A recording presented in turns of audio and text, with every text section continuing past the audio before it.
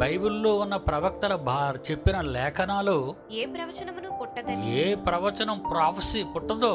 మొదట ఊహించి ఎవడు చెప్పలేడు, అది అలా రాదు. అది ఊహిస్తే వచ్చేది కాదు.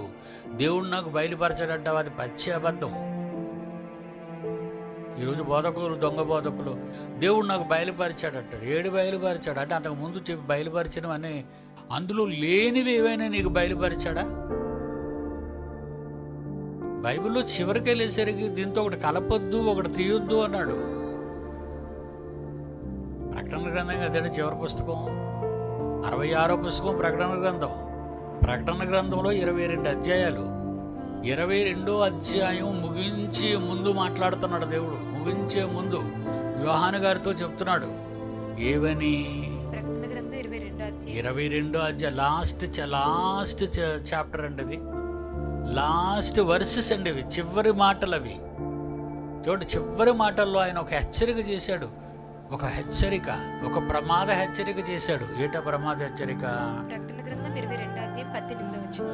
ఈ గ్రంథమందున్న ప్రవచన వాక్యములను, ఈ గ్రంథములో ఉన్న ప్రవచన వాక్యాలను విను ప్రతి వానికి, ఎవరెంతమంది అయితే వింటున్నారో వాళ్ళందరికీ నేను సాక్ష్యం ఇచ్చినది ఏమనగా, నేను చెప్పే సాక్ష్యం ఏమనగా, ఎవడైనను వీటితో మరి ఏదైనా కలిపాడా, ఈ గ్రంథంలో వ్రాయబడిన తెగుళ్ళు దేవుడు వానికి కలుగు చేయను.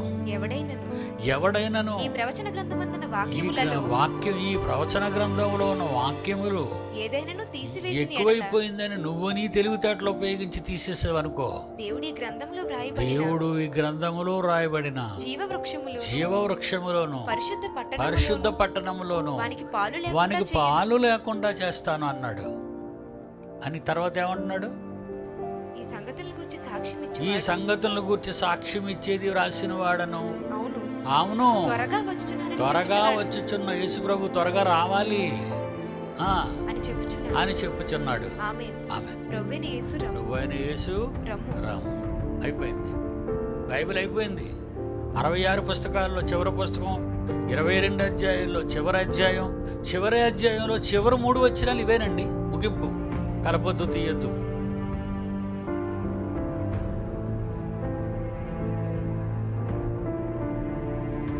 కలపొద్దు, తీయొద్దు.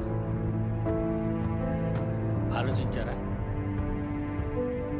అంత ఖండితమైన ఆజ్ఞ ఉన్నా సరే చాలా మంది చాలా కలిపేస్తున్నారండి. చాలా మంది అందులో ఉన్నవి తీసేస్తున్నారండి. తప్పు. నా పిల్లలు అలా చేయకూడదు.